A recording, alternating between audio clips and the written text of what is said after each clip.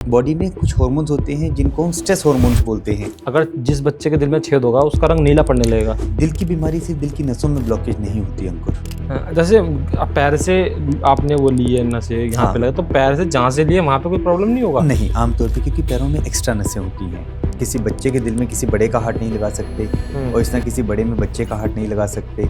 एक दिन ऐसा आएगा वो सडनली 90% या 100% हो जाएगी। ये वो क्षण है जब आपको दिल का दौरा पड़ेगा। अगर आपको चलते फिरते हुए सांस वगैरह फूलता है, नसों में कैल्सिफिकेशन से लेके हर चीज़ के लिए स्मोकिंग उस पर सोने पे सुहागे का काम करती है। तो स्मोकिंग की वजह से सबसे ज़्यादा ब्लॉकेज होती लेकिन किन चीज़ों पे ध्यान देना होगा सीपीआर करते वक्त? है। आज के लिए कीहोल सर्जरी हम दिल की बीमारियों के लिए भी करने लगे हैं। आज के इस पॉडकास्ट के जो हमारे मेहमान हैं वो है डॉक्टर संकेत गर्ग जी। डॉक्टर संकेत एक कार्डियो सर्जन हैं जिन्हें लगभग 25 साल से ज़्यादा का अनुभव है और वर्तमान में ये मेट्रो हॉस्पिटल्स मेरठ में कार्यरत है।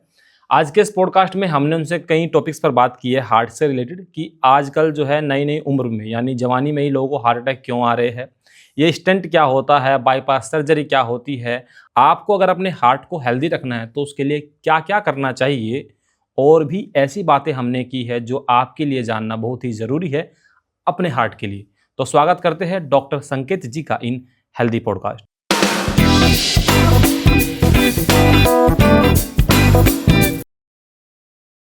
तो बहुत बहुत स्वागत है सर आपका हेल्दी पॉडकास्ट में। थैंक यू एंड नमस्कार। नमस्कार सर, नमस्कार। हमारे सभी श्रोताओं को मेरा हार्दिक प्रणाम। हार्ट जब सुनते हैं, बोलते हैं मतलब जब प्यार की बातें आती है तो हार्ट आता है, कविताएं लिखनी है तो हार्ट आता है, लेकिन उसके अलावा भी जब हम खबरें पढ़ते हैं कि एक 28 साल की उम्र में जिम में एक बच्चे को हार्ट अटैक आ गया, आपको बॉलीवुड के बहुत सारे ऐसे सेलिब्रिटी है जिनको हार्ट अटैक की अक्सर इस तरह की समस्या आती है और भी बहुत सारी न्यूज आती है। तो आजकल लगभग कम उम्र में हार्ट अटैक क्यों उतना आ रहा है? देखिए, हार्ट अटैक के बहुत सारे कारण हैं। जी। देखिए अंकुर, जैसे हार्ट अटैक के सबसे इम्पोर्टेंट कारण है आज के ज़माने में नई एज में स्ट्रेस। ओके। आजकल हर जगह, हर काम में, हर उसमें आदमी के ऊपर स्ट्रेस इतना बढ़ गया है। खाने पीने का कोई वक्त नहीं है, खाने पीने का टाइम कोई नहीं है, एक्सरसाइज का टाइम नहीं है। आदमी अपनी सेहत की तरफ ध्यान ही नहीं दे पा रहा है और इसी वजह से हृदय रोग, दिल की जो बीमारियां हैं जिसको जी। हम हृदय रोग बोलते हैं, वो बढ़ते जा रहे हैं। और उनमें सबसे इम्पोर्टेंट जो हृदय रोग बढ़ता जा रहा है वो है दिल की धमनियों में रुकावट, कॉर्नरी आर्टरी डिजीज, दिल की नसों में रुकावट। दिल की नसों में रुकावट आती है, कोलेस्ट्रॉल जमता जाता है, कोलेस्ट्रॉल वो बढ़ता जाता है।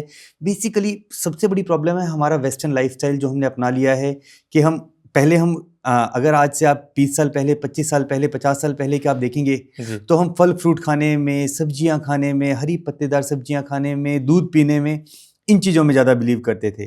आज के दिन हमारी डाइट क्या होती है? बच्चा पैदा होता नहीं है, बच्चा पैदा 2 साल का होता है और हमारा पहला खाना क्या होता है?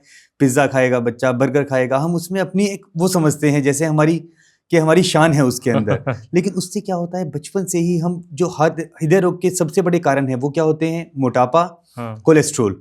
हम बचपन से ही, बच्चा पैदा होता नहीं है उसी टाइम से उसके वो रिस्क फैक्टर बढ़ाना शुरू कर देते हैं। बच्चा अगर बचपन से ही पिज़्ज़ा बर्गर खाएगा, मोटापा आएगा, ओवरवेट होगा, तो उससे क्या होगा? बचपन से ही बच्चा ऐसा खाना खा रहा है, वो कोलेस्ट्रॉल जमना तभी से धमनियों में शुरू हो जाता है।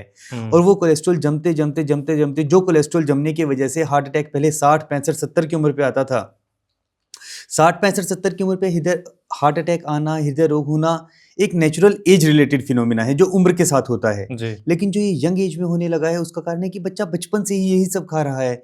उसका 20 साल की उम्र आता है तो उसका वजन इतना बढ़ जाता है, कोलेस्ट्रॉल तो बचपन से ही जमना शुरू हो जाता है कि उसकी धमनियों में रुकावट 30, 35, 40 की उम्र तक आनी शुरू हो जाती हैं। तो इसका सबसे इंपॉर्टेंट कारण, ऊपर से फिर आज की भाग दौड़ की जिंदगी में, कंपटीशन में इतना स्ट्रेस हो गया है, अपनी तरफ ध्यान देने का ही किसी के पास वक्त नहीं है।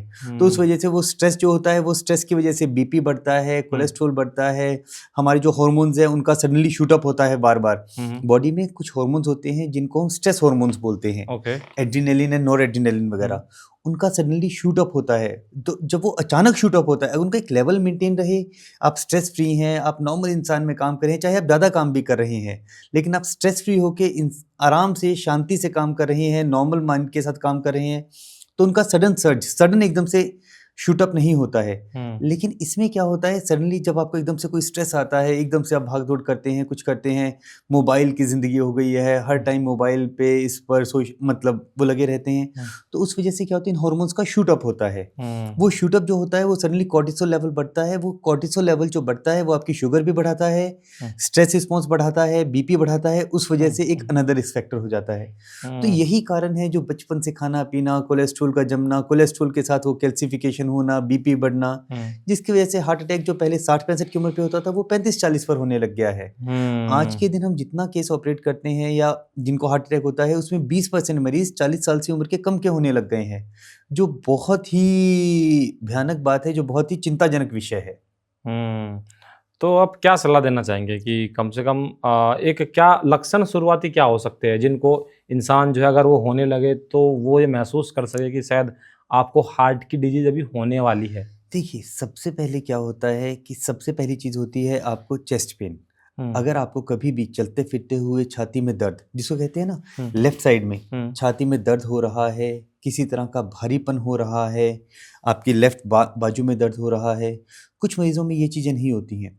उनमें क्या होता है, सडनली बीपी बढ़ना शुरू होता है, या आपके खाना खाने के बाद छाती में भारीपन या वो होता है, तो ये पहला लक्षण है कि आपको कहीं ना कहीं दिल की बीमारी होने वाली है।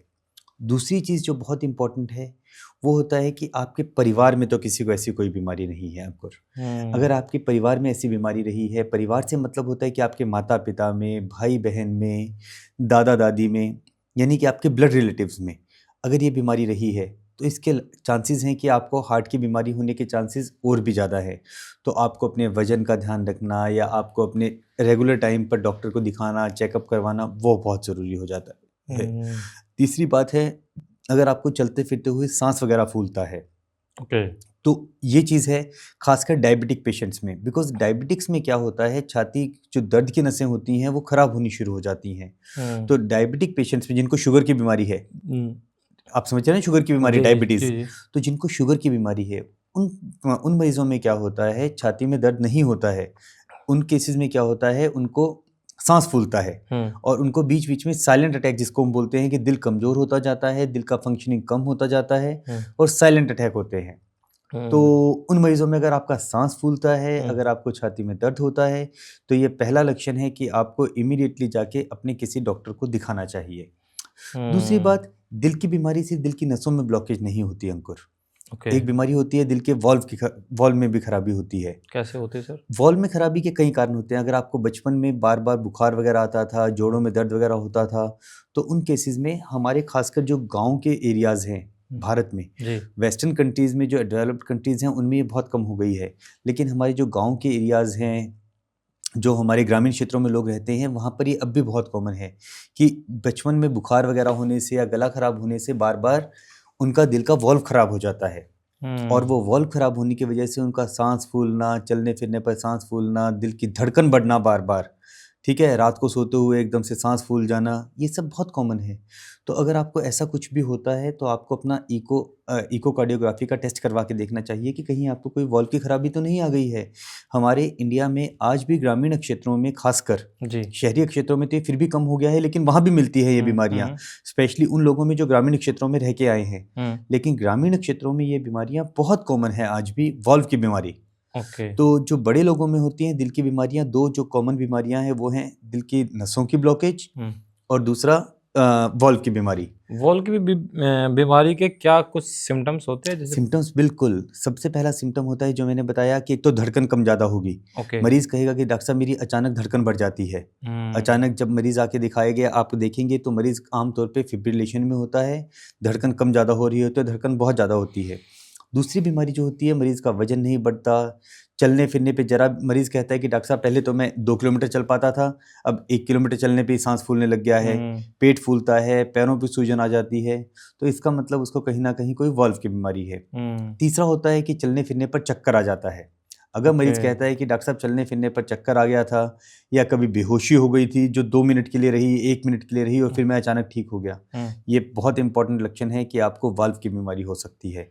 इस चीज़ को कभी भी इग्नोर नहीं करना है। अगर ऐसा कुछ भी होता है आपको इमीडिएटली जाके अपने डॉक्टर को दिखाना है और वो फिर आगे आपके उसके हिसाब से आपको देख के, आपका बीपी वगैरह देख के, आपकी धड़कन देख के उसके अकॉर्डिंग जांच करेंगे और फिर आगे देखेंगे कि आपको क्या बीमारी है। ऐसे इंसान को जिसको वॉल्व की बीमारी है तो उससे क्या-क्या चीज़ें, क्या काम उसको नहीं करना चाहिए लाइफ में? देखिए, सबसे पहले तो आपको वॉल्व की बीमारी डायग्नोज करनी है। अगर हुँ। आपको ये डिसाइड हो गया है कि आपको वॉल्व की बीमारी है, यानी कि आपको वॉल्व, अब दिल में 4 तरह के वॉल्व होते हैं। जी, एक होता है माइट्रल वॉल्व, एक होता है एओर्टिक वॉल्व, लेफ्ट साइड के जो 2 इंपॉर्टेंट वॉल्व हैं। जी। और राइट साइड में जो 2 वॉल्व होते हैं वो होते हैं ट्राइकस्पिड और पल्मोनरी वॉल्व। ओके। तो जो खतरनाक बीमारी, जिन बीमारियों की हम बात कर रहे हैं, जो ट्राइकस्पिड और पल्मोनरी वॉल्व की बीमारी है वो आमतौर पे जन्म वाली बीमारी होती है। जन्म से बच्चे के दिल में छेद वगैरह होता है या हाँ। उसकी वजह से होती है। हुँ।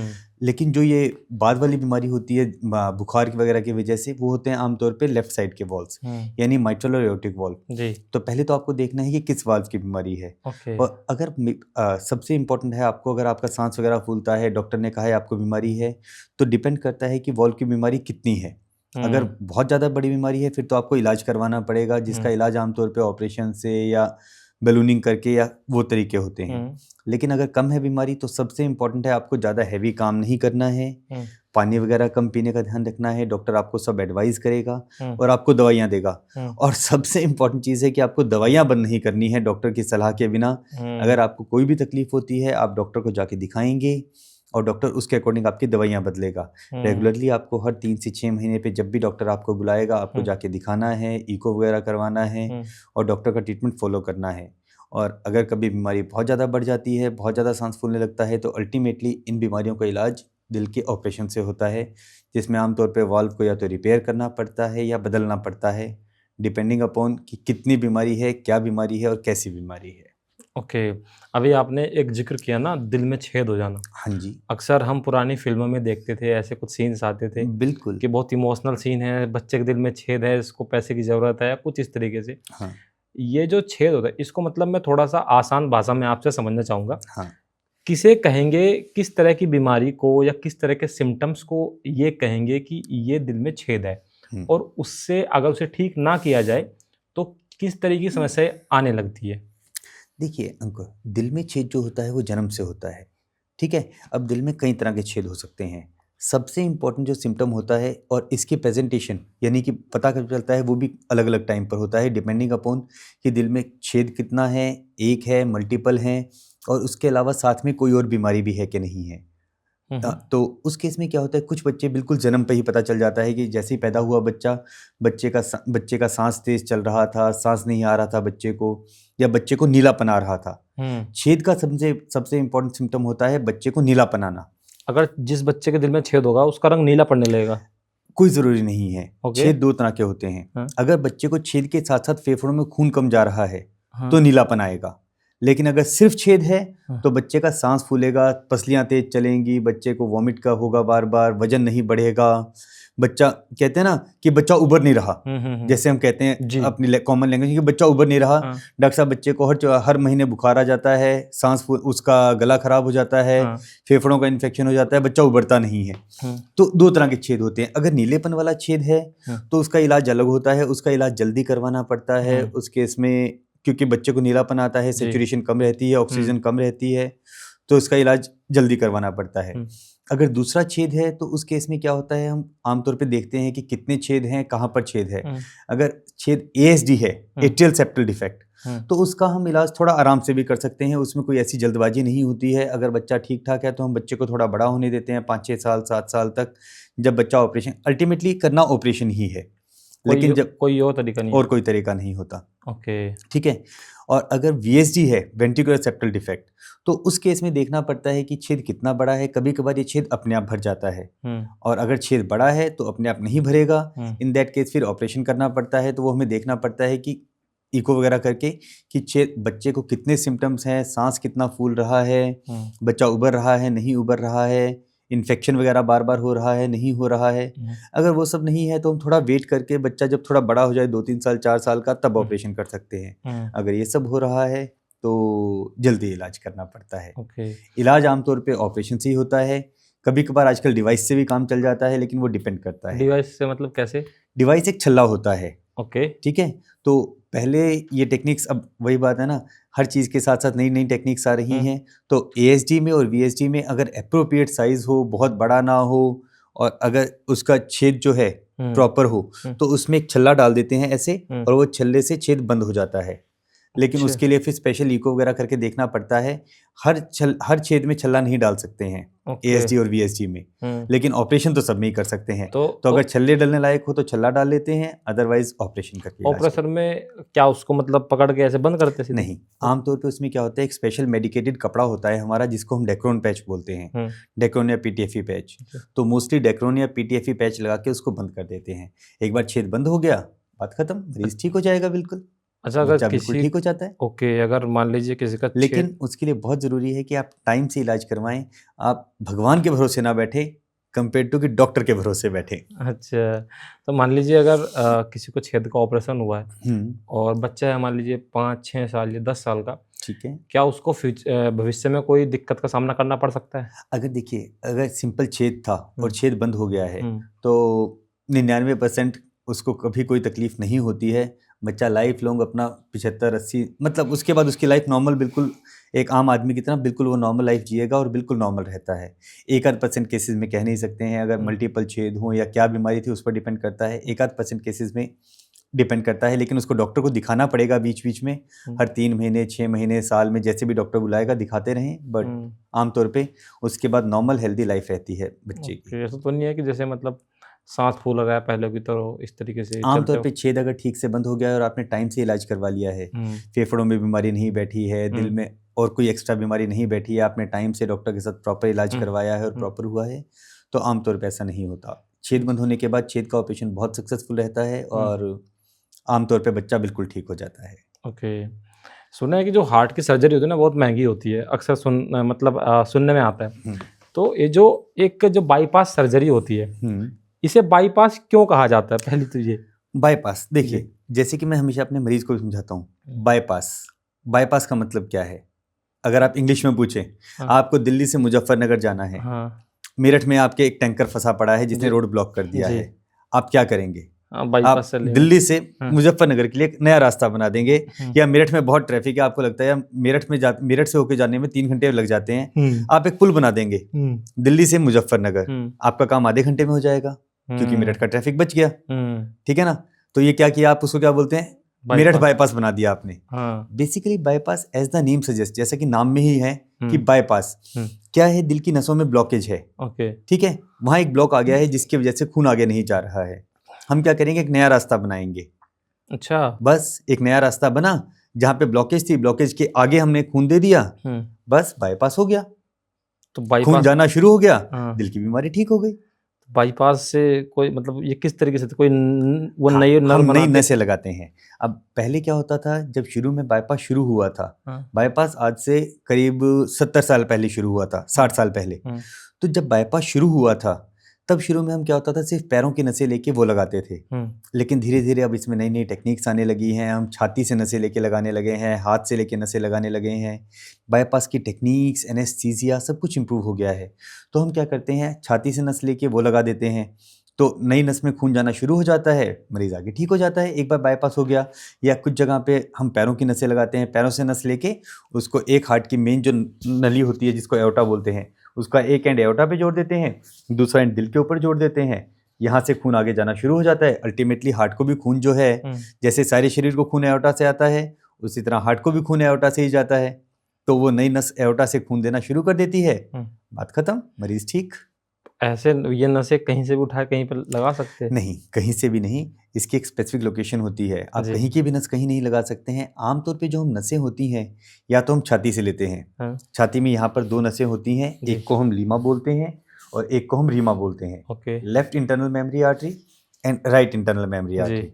तो 2 तरह की, सबसे अच्छा बाईपास तो हम आजकल इन्हीं नसों से करते हैं कि हम लीमा और रीमा दोनों लेते हैं, छाती से अंदर के अंदर नसें, ना पैरों पे कट लगा, ना हाथों पे कट लगा, और ये नसें आर्टीरियल नसें हैं, भगवान ने आर्टरी दी हैं खून देने के लिए, और वेन दी है खून को वापस हार्ट में लेके जाने के लिए। तो ये दोनों आर्टीरियल कंड्यूट होते हैं, तो उनसे जो बाईपास होता है वो बेस्ट होता है, 20-25 साल चलता है, लॉन्ग टर्म काम करता है अगर नसें अच्छी हों तो हम नसें या तो हार्ट से लेते हैं, यहाँ से छाती से लेते हैं दोनों साइड से, या फिर हम नस लेते हैं लेफ्ट हैंड से, जिसको हम लेफ्ट रेडियल आर्टरी बोलते हैं। इसके अलावा और भी कंड्यूट्स होते हैं, लेकिन जो सबसे कॉमन कंड्यूट है वो है हम पैरों की नसें लेते हैं।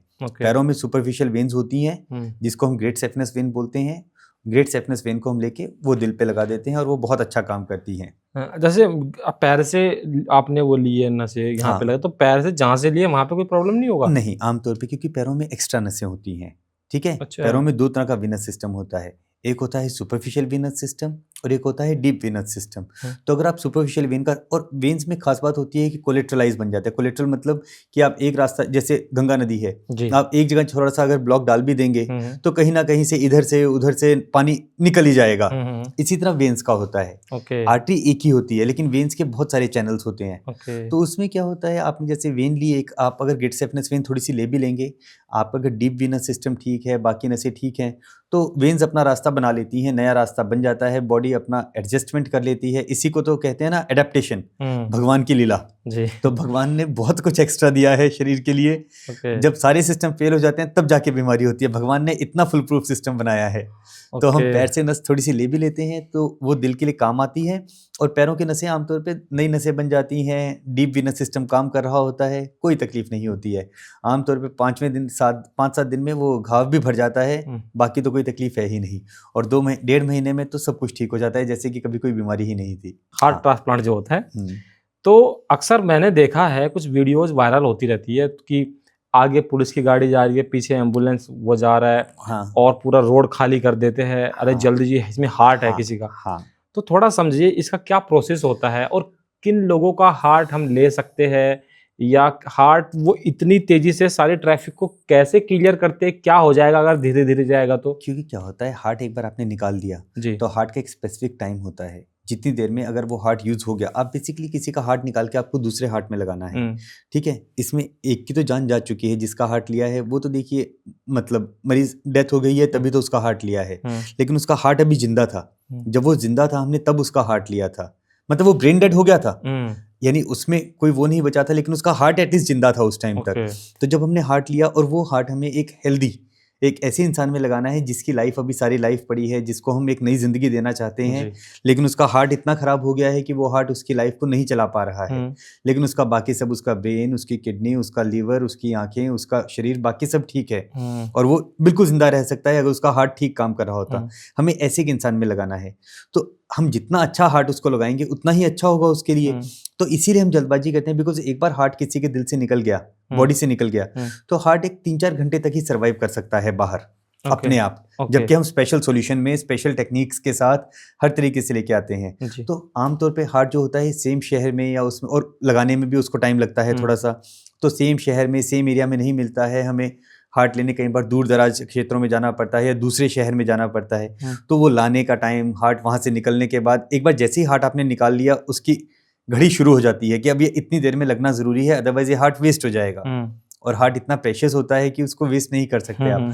तो इसीलिए हम ट्रैफिक क्लियर करवा के ग्रीन कॉरिडोर वगैरह बनाते हैं, कि उससे क्या होगा कि जितनी जल्दी पहुंचेगा, उस टाइम पर 1-1 मिनट 1-1 सेकंड प्रेशियस होता है, तो वो जितनी जल्दी पहुंचेगा उतनी ही जल्दी आगे लगेगा, तो उतना ही वो हार्ट अच्छा फंक्शनिंग होगा, तो वो दूसरे मरीज जिसको लगा है हार्ट, उसके शरीर में अच्छा काम करेगा और मरीज की रिकवरी जल्दी होगी। इसीलिए उस टाइम पर ये होता है कि हम पहले से ट्रैफिक पुलिस को, गवर्नमेंट को, एडमिनिस्ट्रेशन को इन्फॉर्म करके रखते हैं। अब दिल्ली के ट्रैफिक में अगर आप जीके के ट्रैफिक में फंस गए तो फिर तो हार्ट वहीं पर रह जाएगा। तो हम पहले से ही इसलिए इन्फॉर्म करके रखते हैं कि सर, मतलब जस्ट फॉर दिस पर्पज हम इतने बजे पहुंच रहे हैं, आप ट्रैफिक को क्लियर करवा के रखिएगा, so that the ambulance go straight away और किसी मरीज की जान बचाई जा सके प्रॉपर्ली। ओके, तो क्या थोड़ा प्रोसेस आप बताएंगे क्या होता है, किस तरीके से करते हैं? आमतौर पे इसके लिए ना ट्रांसप्लांट कोऑर्डिनेटर होते हैं हर हॉस्पिटल में। वो ट्रांसप्लांट कोऑर्डिनेटर पहले से ट्रैफिक पुलिस को और आपके एरिया का जो कमिश्नर, जो भी आपके पुलिस एडमिनिस्ट्रेशन होता है, उनको बता के रखते हैं। तो जैसे ही आप की गाड़ी, आपकी फ़्लाइट वगैरह पहुँचती है और वहाँ से हार्ट निकलना होता है, पहले से एम्बुलेंस जो होती है वो रेडी होती है। एम्बुलेंस आपके एयरपोर्ट पर जाती है, वहाँ से हार्ट एकदम लेके निकलती है, ट्रैफिक पुलिस आपकी ग्रीन लाइट्स को रेड जो ट्रैफिक लाइट्स हैं उनको ग्रीन करती जाती है उसके लिए, बाकी सबके लिए रेड करती जाती है। ट्रैफिक पुलिस वाले वहाँ खड़े होते हैं, they will block the traffic और गाड़ी आपकी स्ट्रेट अवे निकल जाती है। तो it's basically a coordination between the transplant coordinator, the police administration, the hospital and the airport. तो involves a lot of people and अच्छा, जैसे मैंने ये सुना है कि जैसे आप किसी को ये ब्लड डोनेट करते हैं तो आपको उसका ब्लड ग्रुप मैच करना होता है। हाँ जी। ऐसे ही कहा जाता है कि जब भी आप किसी की किडनी किसी को लगाते हैं तो बहुत सारी चीज़ों का ध्यान रखना पड़ता है। जरूरी नहीं है कि वो किडनी को फिट हो जाए। बिल्कुल सर। या हार्ट में भी ऐसी है? हार्ट में सर सब कुछ होता है। हार्ट में आपको देखना, आप किसी बच्चे के दिल में किसी बड़े का हार्ट नहीं लगा सकते और इस तरह किसी बड़े में बच्चे का हार्ट नहीं लगा सकते।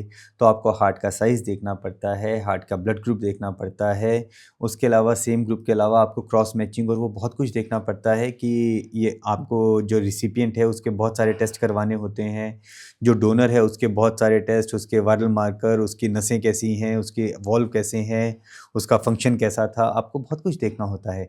हर हार्ट हर आदमी के लिए नहीं होता, इसीलिए होता है कि 10 पेशेंट वेटिंग लिस्ट में होते हैं। तो आप मान लीजिए अगर एक हार्ट मिल रहा है तो वो हार्ट किसके साथ मैच कर रहा है उसको ही स्पेशली बुला के और उसको ही लगाया जाता है। तो सर मान लीजिए किसी का हार्ट किसी को लगाना है तो क्या कंसर्न्स होते हैं, क्या क्राइटेरिया होता है, क्या कोई एक फॉर्मेलिटीज होती है जो आपको मतलब फिल करना पड़ता है कि इससे पूछे कि ना पूछे, या उसकी फैमिली से कुछ ऐसा होता है? बिल्कुल।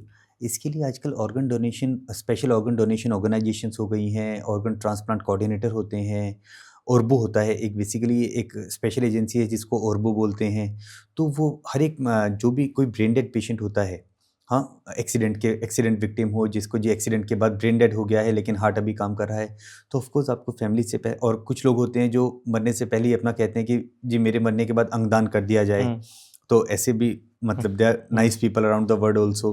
तो इसी तरह से जो भी कोई पेशेंट ऐसा सिक पेशेंट होता है उसकी फैमिली से हम पहले बात करके रखते हैं, या ऐसा कोई पेशेंट ब्रेन डेड हो जाता है तो उसकी फैमिली से बात करते हैं कि would you like to donate the organs. हम उनको थोड़ा सा समझाते हैं कि अच्छा काम है, इससे इतने लोगों की जान बच सकती है। उनको थोड़ा सा इसके अच्छाइयों के बारे में एम्फेसाइज करते हैं, उनको थोड़ा सा वो करने की कोशिश करते हैं कि इंस्पायर करने की कोशिश करते हैं। And if they agree only then we take the organ and then we say कि ये पेशेंट रेडी है ऑर्गन डोनेशन के लिए। And then we inform the concern people कि इनकी आइज़ को आप ले सकते हैं, किडनी ले सकते हैं, लीवर ले सकते हैं, हार्ट ले सकते हैं, जो भी ऑर्गन अवेलेबल हो we can do that. Okay. अच्छा, कितना समय लगता है एक इंसान का हार्ट निकालने में? कितना वक्त लगता है और उसको फिर से उसको जो है उनको लगाने में? क्योंकि मैंने बहुत सारी न्यूज़ ऐसे वो देखी है कि कोई वो सर्जरी इतनी लंबी चलती है, 32 घंटे लगातार चलती है, ऐसा होता है? नहीं, ट्रांसप्लांट में इतना टाइम नहीं लगता। अच्छा। वो कुछ सर्जरीज अलग अलग होती हैं, अलग अलग तरह के ऑपरेशन होते हैं। दिल के ऑपरेशन भी ऐसे होते हैं जो 12-12 घंटे भी चलते हैं, लेकिन वो अलग ऑपरेशन हैं। ट्रांसप्लांट में आमतौर पे इतना टाइम नहीं लगता। ट्रांसप्लांट आमतौर पे दिल निकालने में 1-2 घंटे 1-1.5 घंटे का टाइम लगता है, कई बार जल्दी भी हो जाता है, और उसके बाद ट्रांसप्लांट करने में भी आमतौर पर 3 से 4 घंटे का टाइम लगता है। ओके। 3 से 4 घंटे 5 घंटे डिपेंडिंग अपॉन कि कितना डिफ़िकल्ट था, पहली बार हो रहा था, दूसरी बार हो रखा था, पहले कोई दिल का ऑपरेशन हो रखा है, नहीं हो रखा है, हार्ट आने में कितना टाइम लगा, और उसके बाद हार्ट को अंदर लगाने के बाद हार्ट कैसा फंक्शन करता है, कैसा काम करता है अपने आप से। नया देखिए, नया दिल है, फेफड़ों में खून का प्रेशर ज़्यादा था, इतनी सारी कॉम्प्लेक्स चीज़ें, टेक्निकल चीज़ें होती हैं कि नया हार्ट नई जगह पर जाकर कैसा काम करना शुरू करता है। बट आमतौर पर सब मिला के ऑपरेशन में 5 से 6 घंटे में ऑपरेशन हो जाता है। ओके। वो जो ऑपरेशन है 12 घंटे वाले, वो अलग तरह के ऑपरेशन होते हैं। दिल की बीमारियां हैं, 100 तरह की बीमारियां होती हैं, तो वो अलग चीज़ें होती हैं। ठीक है। अच्छा, इसमें कोई मतलब पैसा सब देना पड़ता है जिससे वो लेते हैं, जिससे हार्ट लेते हैं? नहीं, जो हार्ट डोनेट कर रहा है वो तो इतना नोबल काम कर रहा है कि उसको मतलब वो तो इतना एक तरह से इंसानियत का काम कर रहा है। तो उसका कोई पैसा नहीं लगता किसी भी तरह का। जो जिसको हार्ट मिल रहा है उनको ऑपरेशन का थोड़ा बहुत खर्चा देना पड़ता है, बिकॉज वो तो देखिए जेन्युइन सी बात है। अच्छा, स्टंट के बारे में थोड़ा सा बताइए कि आजकल जो स्टंट वो लग रहे हैं, लोग बहुत उस पर भी मतलब बहुत सारी वीडियोस ये बनाते हैं। स्टंट ये इतना महंगा नहीं होता है, डॉक्टर फिर भी इसको लगाते हैं, इसकी ज़रूरत कभी कभी ये नहीं पड़ती। आप अपने लाइफ स्टाइल से भी अपने मतलब हार्ट को हेल्दी रख सकते हैं। तो स्टंट किस कंडीशन में लगाया जाता है? देखिए, स्टेंट बेसिकली अगर आपके दिल की नसों में ब्लॉकेज आ गई है तो उसको ठीक करने के 3 तरीके हैं जी। ठीक है, अब डिपेंड करता है कि ब्लॉकेज आ गई है। ठीक है, आपको यहाँ से बाहर जाना है। जी। अगर आपका जो गेट है वो थोड़ा सा छोटा हुआ है, आप अपने पेट को थोड़ा सा पिचकाएंगे और शायद निकल जाएंगे। ठीक है, हाँ। This is called medical management. Okay. कि आपकी ब्लॉकेज जी 20-30% ब्लॉकेज है, तो आप दवाइयाँ लेंगे, दवाइयों के साथ, लेकिन दवाइयाँ लेने के साथ साथ आप अपना लाइफस्टाइल चेंज करेंगे। आप मॉर्निंग एक्सरसाइज इंक्लूड करेंगे, आपको अगर शुगर की बीमारी है तो आप अपना डायबिटीज़ कंट्रोल करेंगे, अगर आपको बीपी की बीमारी है तो आप अपना हाइपरटेंशन कंट्रोल करेंगे, अगर आप स्मोकिंग करते हैं तो स्मोकिंग बंद कर देंगे, अगर आप उल्टा सीधा खाते हैं, मतलब आई मीन पिज़्ज़ा बर्गर घी, तो आप खाने पीने में अपने कोलेस्ट्रॉल का ध्यान रखेंगे, आप सादा अच्छा खाना, हेल्दी फ्रूट्स को, वेजिटेबल्स को अपनी डाइट में इंक्लूड करेंगे, तो हो सकता है आपका काम दवाइयों से और इन चीज़ों से चल जाए। ठीक है, और आप रेगुलरली ऑफ कोर्स अपने डॉक्टर के साथ रेगुलरली फॉलोअप करते रहेंगे तो आपका काम दवाइयों पर चल जाएगा। डॉक्टर आपका देखता रहेगा, आपके हार्ट का फंक्शन देखता रहेगा, इको वगैरह करवा के, टीएमटी वगैरह करवा के, ईयरली 2 ईयरली, जैसे भी आपको डिपेंडिंग अपॉन कि आपकी ब्लॉकेज कितनी थी और आपको सिम्टम्स कितने थे। उसके बाद अगर आपके सिम्टम्स का मतलब क्या होता है कि आपके लक्षण क्या थे। जैसे कि मैंने सबसे पहले कहा कि दिल, छाती में भारीपन आना या दर्द होना, अगर आपके दवाइयों के ऊपर, जिसको हम कहते हैं ऑप्टिमल मेडिकल ट्रीटमेंट, OMT, यानी कि प्रॉपर दवाइयाँ और प्रॉपर लाइफस्टाइल चेंजेस जो मैंने अभी आपको बताए, अगर आप उसके ऊपर कंट्रोल हो जाते हैं तो बहुत अच्छी बात है। लेकिन अगर आपकी ब्लॉकेज ज़्यादा थी, आपको बाहर जाना है और आधा रास्ता ब्लॉक है, अब आप पेट पिचका के तो नहीं जा सकते, ठीक है, लेकिन आपके सिम्टम्स बहुत ज़्यादा नहीं हैं, आपको दवाइयाँ देने की ट्राई कर सकते हैं, ठीक है, और दवाइयों के ऊपर और हेल्दी लाइफस्टाइल जैसे कि मैंने अभी बताया उसके ऊपर आप कंट्रोल रहते हैं, बहुत अच्छी बात है। लेकिन अगर ब्लॉकेज 90% है, अब दिल में 3 मेन नसें होती हैं जी, 2 लेफ्ट साइड में और 1 राइट साइड में, उनकी ब्रांचेज होती हैं बहुत सारी, वो अलग बात है, वो टेक्निकल बातें हैं जी। और लेकिन अगर आपके 3 नसों में 1 नस ब्लॉक है या 2 नस ब्लॉक हैं, लेकिन अगर लीजन छोटा है, ये सब आपकी एंजियोग्राफी से पता चलता है कि एंजियोग्राफी आपकी बताएगी कि लीजन कैसे हैं, कैल्सीफाइड हैं कि नहीं है, एक लीजन है या मल्टीपल लीजन है, लीजन छोटा है कि बड़ा है, और लीजन कैल्सीफाइड है कि नहीं है, और या तीनों नसों में लीजन है। तो उसके बाद फिर आपका डिसाइड होता है कि आपका इलाज स्टेंट से हो सकता है या उसके लिए बाईपास सर्जरी करनी पड़ेगी। अगर आपके 1-2 लीजन है या 1-2 नसों में लीजन है, लीजन बहुत ज़्यादा कैल्सीफाइड नहीं है या बहुत ज़्यादा टाइट नहीं है या बहुत बड़ा नहीं है या 100% नहीं है, तो इन दैट केस आपका स्टेंटिंग से काम चल जाएगा। या दिल की एलईडी सबसे बड़ी नस होती है, अगर एलईडी आपकी ठीक ठाक है तो आपका स्टेंटिंग से काम चल जाएगा। स्टेंट में क्या करते हैं हम, यहाँ हाथ से या पैर से एक तार डाल के छल्ला डाल देते हैं। अच्छा, ठीक है, छल्ला डलेगा, जहाँ पे ब्लॉकेज थी वो ब्लॉकेज वहाँ से खुल जाएगी और उसके बाद आप ठीक हो जाएंगे। छल्ला डाल देंगे, ठीक है, और छल्ला डाल के कई बार 1, 2, 3 छल्ले भी डालने पड़ सकते हैं, डिपेंडिंग अपॉन की लीजन कितने हैं, कहाँ पर हैं, उनकी लेंथ कितनी है और कितनी नसों में लीजन है। ठीक है, आपका छल्ला डलेगा, आपकी नस खुल जाएगी, आप ठीक हो जाएंगे। लेकिन उसके बाद भी आपको दवाइयाँ ज़रूर लेनी पड़ेंगी और हेल्दी लाइफस्टाइल चेंजेस जो आपको मैंने अभी न्यूमरेट किए थे, स्मोकिंग बंद करना, शुगर बीपी कंट्रोल करना, वो तो करना ही करना है। ओके, अगर आपकी बीमारी बहुत ज़्यादा है, आपकी तीनों नसों में ब्लॉकेज है बहुत ज़्यादा, आपकी लेफ्ट मेन ब्लॉक है, लीजन आपकी कैल्सीफाइड हैं, नसें 100% हैं जो तार डाल के या छल्ला डाल के नहीं खुल सकती हैं, वो क्या होता है, हमारी एक हार्ट टीम होती है। हार्ट टीम का मतलब क्या होता है, उसमें एनेस्थेटिस्ट होता है, सर्जन होता है एंड ऑफ कोर्स कार्डियोलॉजिस्ट तो होता ही होता है। कार्डियोलॉजिस्ट और सर्जन मिलकर डिसाइड करते हैं हर मरीज़ के लिए कि दोनों आपस में डिस्कस करके कि इस मरीज़ के लिए दवाइयाँ बेस्ट हैं या स्टेंटिंग इसके लिए ठीक रहेगी, या अगर स्टेंटिंग और दवाई दोनों से ही काम नहीं हो सकता तो क्या इस मरीज़ को बाईपास ऑपरेशन की ज़रूरत है। और अगर लगता है कि लीजन बहुत ज़्यादा है, बीमारी बहुत ज़्यादा है, ब्लॉकेज बहुत ज़्यादा है, लंबी ब्लॉकेज है, कैल्सीफाइड है, 100% है, या लेफ्ट मेन ब्लॉकेज है। लेफ्ट मेन एक सिग्निफिकेंट ब्लॉकेज होती है बिकॉज लेफ्ट मेन से दोनों नसें निकलती हैं दिल की लेफ्ट साइड की। अगर लेफ्ट मेन में ब्लॉकेज है ज़्यादा, 60-70% से ज़्यादा, तो इन दैट केस आमतौर पे जो पहला ट्रीटमेंट ऑप्शन रहता है, जो ठीक ट्रीटमेंट ऑप्शन रहता है, वो होता है बाईपास सर्जरी। क्योंकि बाईपास सर्जरी का फ़ायदा क्या रहता है, स्टेंट आप 1 जगह, 2 जगह, 3 जगह डाल सकते हैं। आप ऐसा नहीं है कि 10-12 स्टेंट डाल सकते हैं या वो।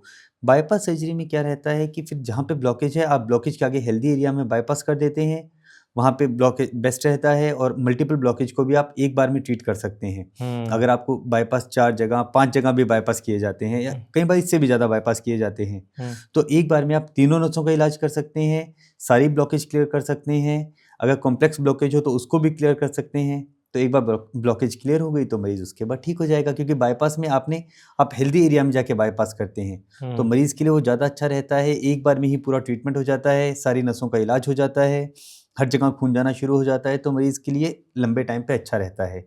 तो ये बेसिकली एक हार्ट टीम होती है जिसमें कार्डियोलॉजिस्ट, एनेस्थेटिस्ट, सर्जन सब होते हैं, जो सब मिलके आपस में एक ग्रुप डिस्कशन की तरह डिसाइड करते हैं कि किस मरीज के लिए क्या बेस्ट है। It's basically individualised. हर मरीज के लिए अलग ट्रीटमेंट होता है, हर मरीज की अलग बीमारी है। ये जो ब्लॉकेज आप बता रहे हैं किस चीज से ब्लॉक हो जाती है वो चीज? जैसे कि मैंने शुरू में बताया, कोलेस्ट्रॉल। ये cholesterol basically it's a bad cholesterol, जो हमारे खाने पीने की वजह से, जो हमारा ये अनहेल्दी लाइफस्टाइल, देखिए एक तो फैमिली हिस्ट्री होती है, वो तो एक रिस्क फैक्टर है ही, लेकिन उसके अलावा कोलेस्ट्रॉल बचपन से जमना सबके में शुरू होता है। लेकिन अगर आप pizza, burger, unhealthy junk foods ज़्यादा लेते हैं तो वो कोलेस्ट्रॉल का जमना ज़्यादा हो जाता है। और उसके बाद अगर आपको डायबिटीज़ है, हाइपरटेंशन है, जैसे मैंने आपको बताया स्ट्रेस होता है, कोर्टिसोल वगैरह, और सबसे इम्पोर्टेंट है स्मोकिंग। अगर आप स्मोकिंग करते हैं तो वो होता है ना कि आपने मकान बनाया, एक तो सिर्फ वो लगाया, लेकिन आप ऊपर पानी देंगे तभी तो वो होगा ना, फिक्स होगा।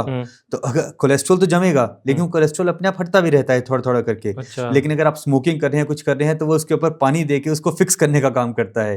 तो वो कोलेस्ट्रॉल वहाँ जम जाएगा और जम के हार्ड हो जाएगा, वो हटेगा नहीं। और वो कोलेस्ट्रॉल एक के ऊपर एक परत जमती जाएगी, जमती जाएगी, जमती जाएगी। पहले वो 5% होगी, फिर वो 10% होगी, 20% होगी, 50% होगी। एक दिन ऐसा आएगा वो सडनली 90% या 100% हो जाएगी। और ये वो क्षण है जब आपको दिल का दौरा पड़ेगा। तो बेसिकली ये है, जमता कोलेस्ट्रॉल है और साथ में कैल्शियम जमता है, ठीक है। लेकिन रीजन इसका बेसिकली आप स्मोकिंग, डायबिटीज जो करते हैं वो आप उसको फिक्स करने का काम करते हैं प्लम्बर की तरह। तो इसकी प्लम्बिंग आप खुद करते हैं अपनी बुरी आदतों से। ओके, तो क्या क्या काम नहीं करना चाहिए, एक बार आप बताइए कि अगर आपको हार्ट में दर्द होता है या फिर लगता है कि आपको हार्ट की बीमारी है, तो वो काम जो आपको बिल्कुल भी नहीं करने हैं। देखिए, सबसे पहले तो आपको डॉक्टर के पास जाके ट्रीटमेंट ही लेना है। जी। डॉक्टर आपका डायग्नोज करेगा कि आपको बीमारी है तो कितनी बीमारी है। अगर आपको बीमारी ज़्यादा है तो ऑफकोर्स आप काम छोड़ के तो आप घर बैठ के तो आप अपना इलाज नहीं कर सकते, ठीक है ना। काम छोड़ना तो इज़ नॉट द सॉल्यूशन, आपको इलाज ही करवाना है। तो डॉक्टर आपकी एंजियोग्राफी या जो भी उनको टेस्ट अप्रोप्रिएट लगते हैं, टीएमटी करना है, एंजियोग्राफी करना है, एंजियोग्राफी करके आपको डायग्नोज करेगा। अगर ब्लॉकेज ज़्यादा है तो फिर तो स्टेंट या बाईपास या जो भी है वो करना पड़ेगा। और अगर डॉक्टर को लगता है कि अभी इतनी बीमारी नहीं है तो आपको दवाइयाँ देगा। दवाई दे के आपको दवाइयाँ लेनी है ताकि आप सिम्टम फ्री रहें और साथ में अपने लाइफस्टाइल में चेंजेस करें। तो काम तो बेसिकली, काम किए बिना तो किसी का काम नहीं चलता, ठीक है ना। लेकिन हाँ, ये है कि आपको बहुत हार्ड वर्क करना, बहुत ज़्यादा वजन उठाना, बहुत ज़्यादा जॉगिंग, रनिंग करना, वो सब आपको शुरू में जब तक आप ट्रीटमेंट नहीं करवा लेते तब तक आपको अवॉइड करना होगा। एक बार आप ट्रीटमेंट करवा लेते हैं तब आपको ये चीज़ें, इनफैक्ट एक्सरसाइज वगैरह अपने लाइफस्टाइल में इंक्लूड करनी चाहिए ताकि हार्ट आपका हेल्दी रहे।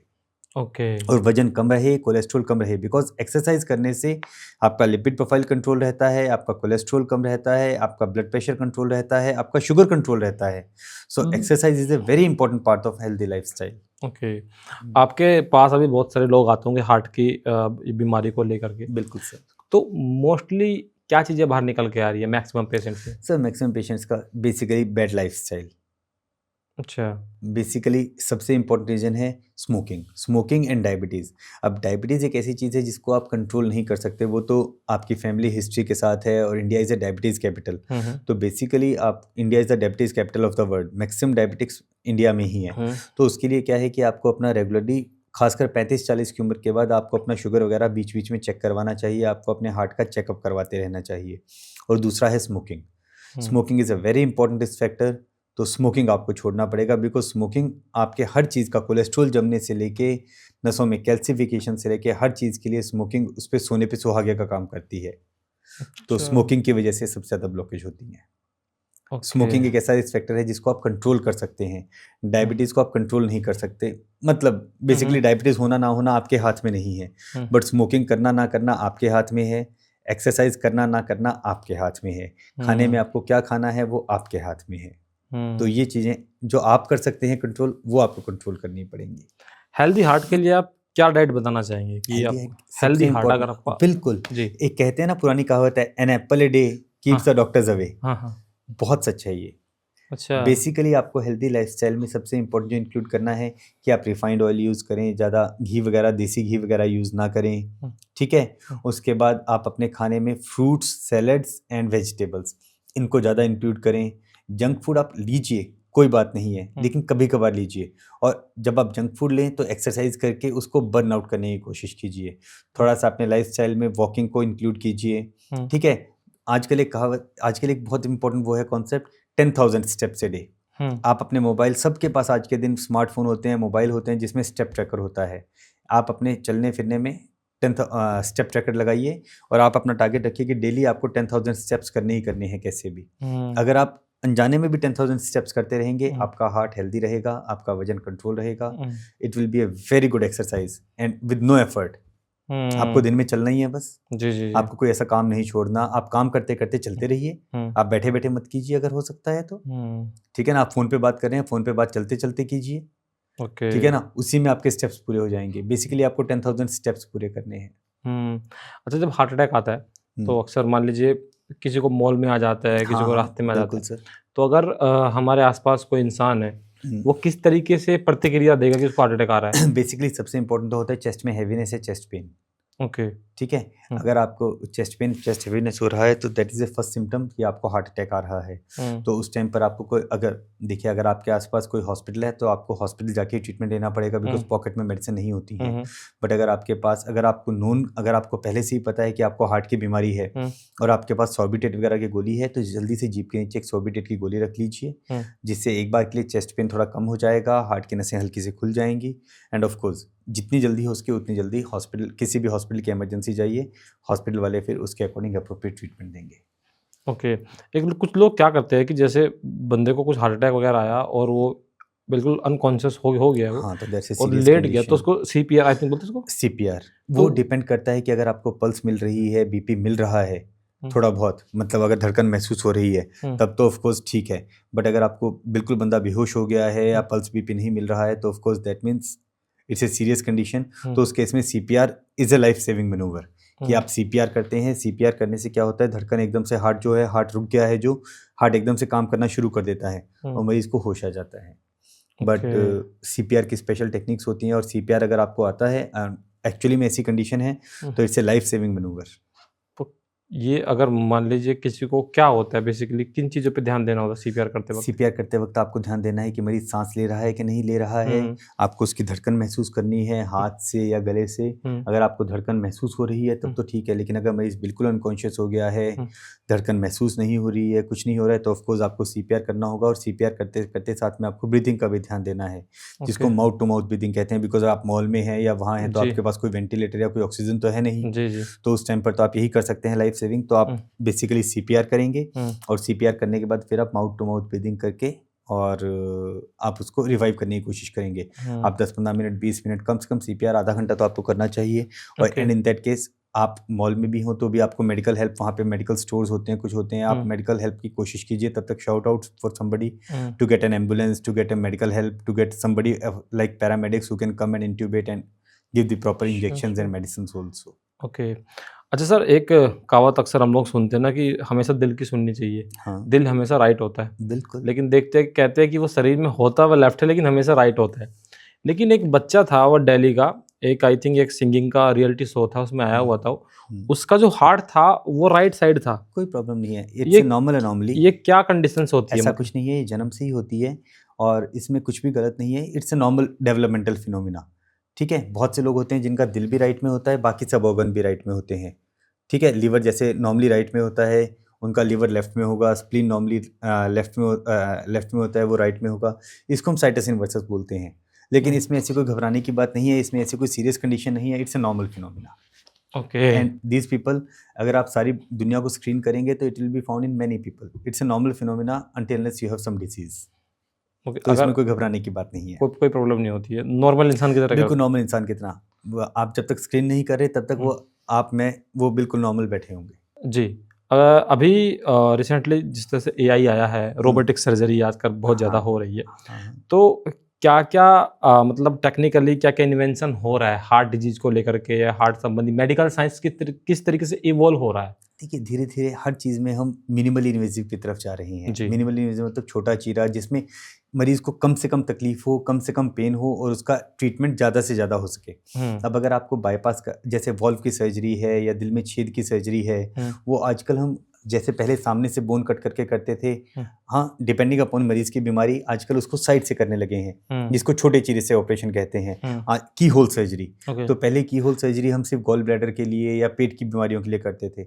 आज के लिए की होल सर्जरी हम दिल की बीमारियों के लिए भी करने लगे हैं, जिसमें मरीज की लेफ्ट साइड से या राइट साइड से एक छोटा सा चीरा देते हैं और छोटे से चीरे से ही उसका पूरा ऑपरेशन हो जाता है, मरीज की बीमारी ठीक हो जाती है, उससे वॉल्व भी चला जाता है। उसमें उसके दो फायदे हैं, एक तो मरीज की रिकवरी जल्दी होती है और दूसरा कॉस्मेटिक्स अच्छा रहता है। Cosmetically it's always good, recovery अच्छी होती है, मरीज दूसरे तीसरे दिन चलना फिरना शुरू कर देता है, पांचवें छठे दिन अपना सब कुछ नॉर्मल काम कर सकता है, इन्फेक्शन का डर कम होता है, सामने की बोन नहीं कटती है और कॉस्मेटिकली तो ये अच्छा होता ही है, रिकवरी बेटर है, कॉस्मेटिकली अच्छा है, मरीज को ये भी फील नहीं होता कभी सारी लाइफ टाइम के लिए कि उसका ऑपरेशन हुआ है, कुछ ऐसा हुआ है। तो वॉल्व की बीमारियों में ये बहुत कॉमन हो गया है, दिल में छेद की बीमारियों में ये बहुत कॉमन हो गया है। अब तो इनफैक्ट की होल सर्जरी हम बच्चों में भी करने लगे हैं। और जो बाईपास का ऑपरेशन है, बाईपास का अब लेकिन क्या है, की होल सर्जरी और ये सब चीज़ें हर मरीज में नहीं की जा सकती। इसके लिए डिपेंड करता है कि मरीज की बीमारी कितनी है, ब्लॉकेज कितनी है, कितनी जगह बाईपास करना है, किस नस में ब्लॉकेज है, हार्ट का फंक्शन कैसा है। लेकिन की होल सर्जरी हम बाईपास में भी करने लगे हैं और अब तो हम की होल के साथ साथ रोबोटिक से भी बाईपास सर्जरी करने लगे हैं, डिपेंडिंग अपॉन पेशेंट कंडीशन। लेकिन फिर भी बाईपास करने का एक तरीका, सबसे इम्पोर्टेंट तरीका तो सामने से ही है। लेकिन की होल सर्जरी आजकल बहुत कॉमन हो गई है। की होल में हम क्या करते हैं, यहाँ पर साइड से एक छोटा सा चीरा देते हैं और मरीज के जितने भी नसों में ब्लॉकेज हो, एक नस में, दो नस में, तीन नस में, depending upon function and all, और सारा का सारा जो बाईपास होता है आजकल वो बीटिंग हार्ट पे होता है।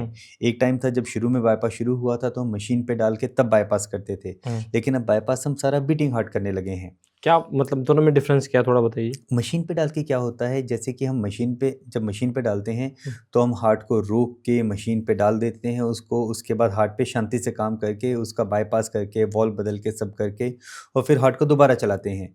तो जो बाईपास मशीन होती है, मशीन के अपने साइड इफेक्ट होते हैं, ठीक है।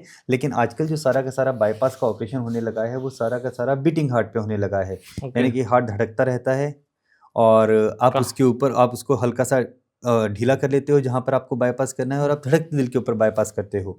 तो उससे मरीज को दिमाग की बीमारी होने के, बाद में लंग की बीमारी होने के, उसके ब्लड लॉस के, हर चीज़ के चांसेस बहुत कम रहते हैं। हार्ट का फंक्शन बहुत अच्छा मेंटेन रहता है, हार्ट में जो रिस्क होता है ऑपरेशन में वो रिस्क बहुत कम रहता है और मरीज की रिकवरी बहुत जल्दी होती है।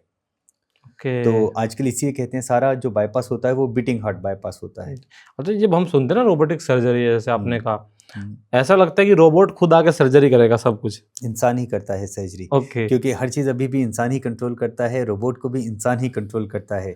इंसान रोबोट को बताता है, जो रोबोटिक सर्जन होता है, सर्जन एक कंसोल पे बैठता है उसमें बेसिकली जो। लेकिन रोबोट में फ़ायदा क्या है कि उसकी रोबोट की जैसे एक हाथ है, हाथ एक लिमिट तक घूम सकता है, बट रोबोट की आर्म जो है वो 360 डिग्री घूमती है, पूरा घूम सकती है।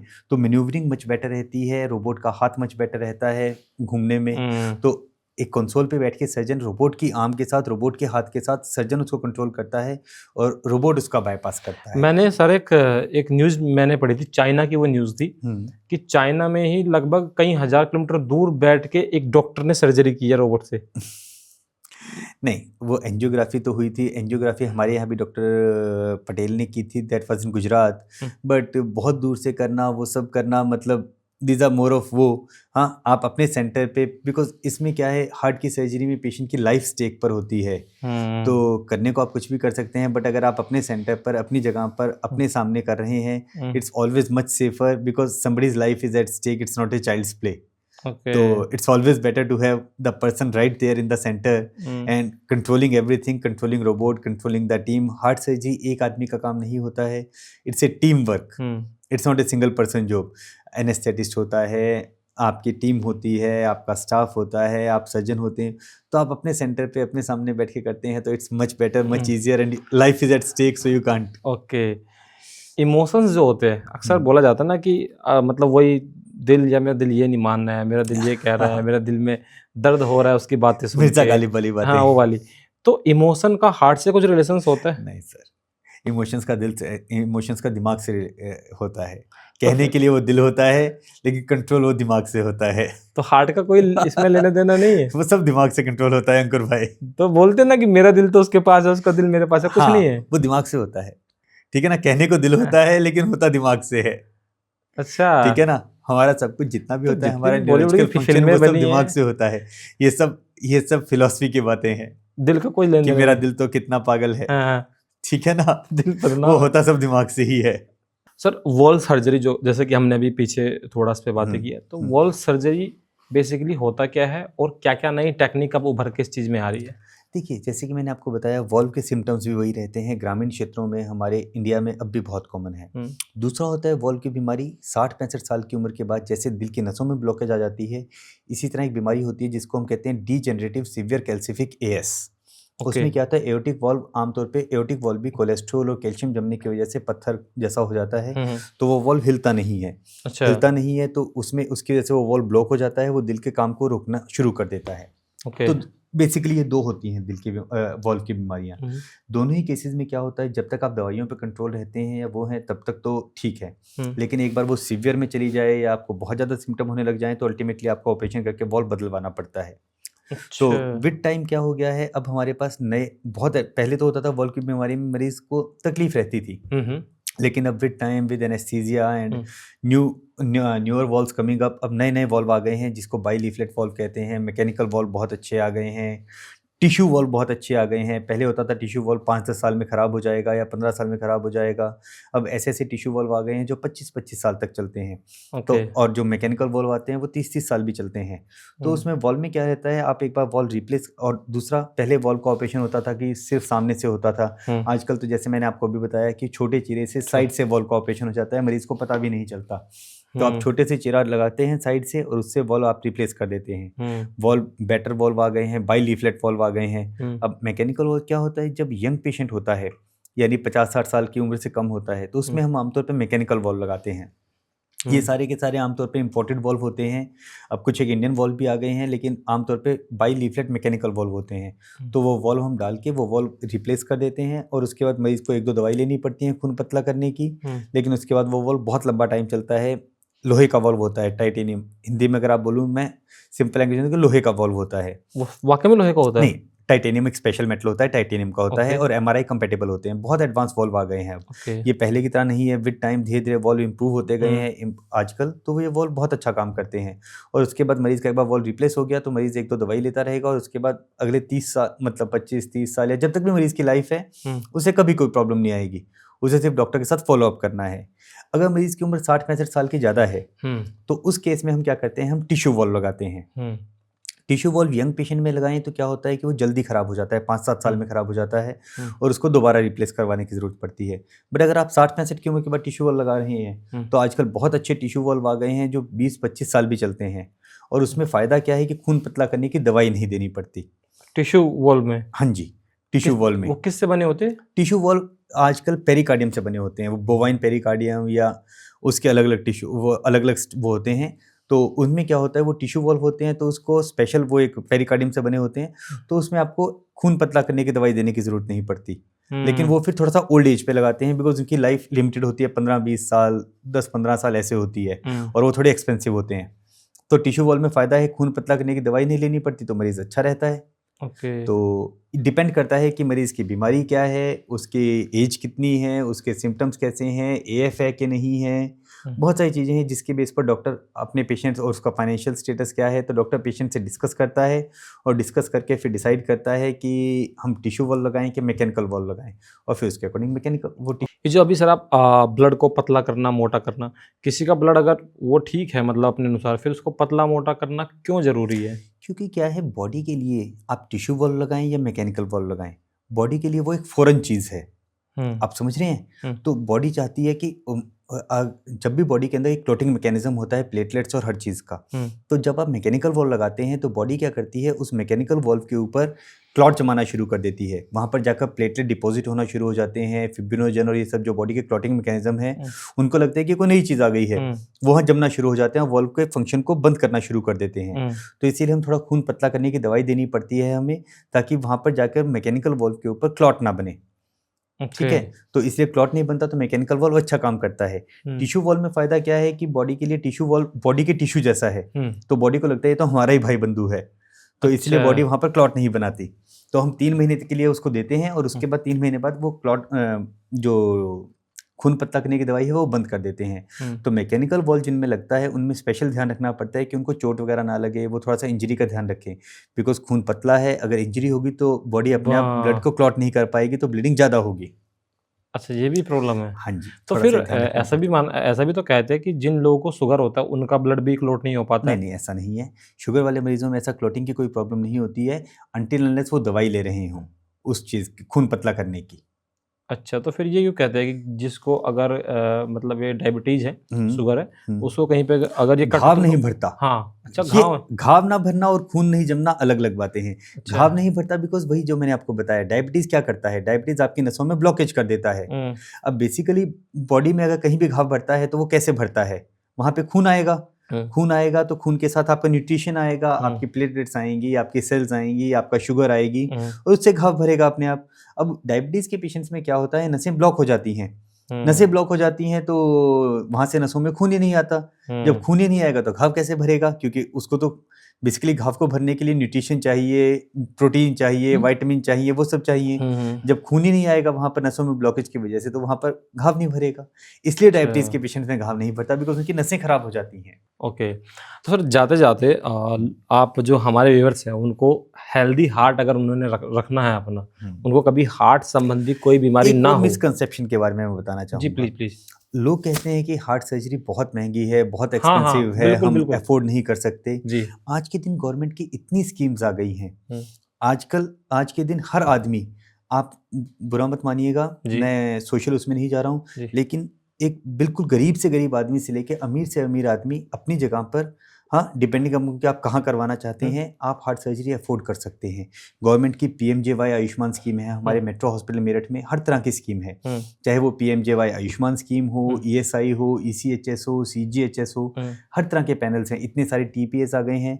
तो अगर किसी मरीज के पास और कुछ नहीं भी है तो PMJY आयुष्मान में गवर्नमेंट ने हर सर्जरी, हर पॉसिबल हार्ट सर्जरी के लिए उन्होंने पैसा दे रखा है। आपको सिर्फ जाके अपना आयुष्मान कार्ड देना है और आपका सारा का सारा इलाज, ये सबसे इम्पोर्टेंट है मेरा हर मरीज के लिए, हर उस आदमी के लिए जो ये पॉडकास्ट सुन रहा है। गवर्नमेंट ने आज के दिन हार्ट सर्जरी को इतना अफोर्डेबल बना दिया है कि वो एक राह चलते बच्चे से लेके हर आदमी के लिए अफोर्डेबल है। PMJY आयुष्मान में आपका कोई पैसा नहीं लगेगा, आपका कोई खर्चा नहीं होगा, एक पैसे का भी। आपको सिर्फ जाके अपना सिर्फ वो आयुष्मान कार्ड दिखाना है और आपका पूरा का पूरा ऑपरेशन, चाहे वो दिल का कितना भी बड़ा ऑपरेशन हो, वो सब फ्री होगा आपका। ऑलमोस्ट हर ऑपरेशन के लिए गवर्नमेंट ने PMJY आयुष्मान में पैकेज दे रखा है और दिल का ऐसा ऑलमोस्ट कोई ऑपरेशन नहीं है जो PMJY आयुष्मान में कवर ना हो। और हर हॉस्पिटल और ज़्यादातर हॉस्पिटल्स में PMJY आयुष्मान आजकल अवेलेबल है।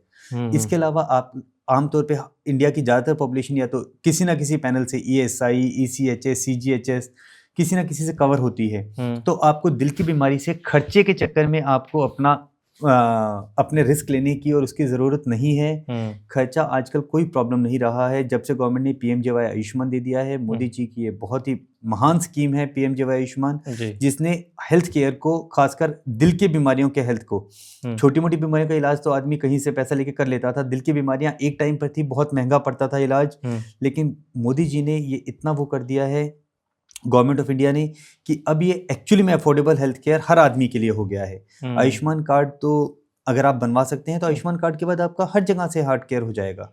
ओके, हाँ, और इसमें हर तरह का इलाज अवेलेबल है दिल की बीमारी का। दिल का वो तो, और ये ज्यादातर हॉस्पिटल्स में, हमारे हॉस्पिटल में भी हर तरह का ऑपरेशन और हर तरह की चीज हम आयुष्मान में करते हैं और वो बिल्कुल फ्री ऑफ कॉस्ट होता है, मरीज का एक पैसा नहीं लगता और फैसिलिटीज और हर चीज सेम रहती है।